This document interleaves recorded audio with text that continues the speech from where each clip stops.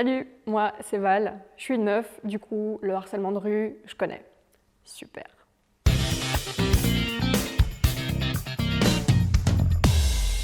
En Belgique, 98% des femmes ont déjà été victimes de harcèlement de rue au moins une fois dans leur vie. 98%, tu te rends compte? Bon, le harcèlement de rue, c'est quoi? En gros, c'est toute parole ou tout comportement non sollicité qu'une personne peut avoir, sans prendre en compte que ça peut éventuellement avoir des conséquences négatives sur nous. Être sifflé, continuer à se faire draguer alors qu'on a montré qu'on n'était pas intéressé, être insulté, entendre des réflexions sur ton physique ou ton attitude, se faire suivre, etc.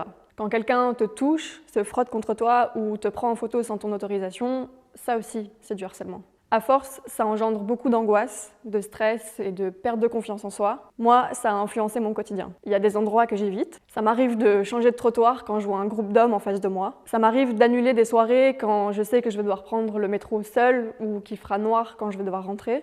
Avant de sortir, je me check dans le miroir pour vérifier si ma jupe est pas trop courte. Mais en fait, non.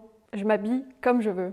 C'est pas à nous de nous adapter en fait. C'est plutôt aux harceleurs, souvent aux hommes, de s'éduquer, de se renseigner et de s'informer sur le harcèlement. Par exemple, quand vous marchez derrière une femme dans la rue et que vous la sentez un peu stressée, vous pouvez changer de trottoir, ça fait la différence. En attendant, vu qu'on vit quand même ça pour le moment, moi j'ai quelques tips qui m'ont aidé. Si on t'emmerde dans la rue, tu peux interpeller une personne qui passe et faire semblant de la connaître. La solidarité, il n'y a que ça de vrai. Tu peux aussi entrer dans un magasin ou dans un restaurant ou te diriger vers un endroit public où tu ne seras pas seul. Moi, quand je sors, je reste vigilante, mais je mets ma musique à fond dans mes écouteurs. Je marche la tête haute et je me dis « la rue est à nous ».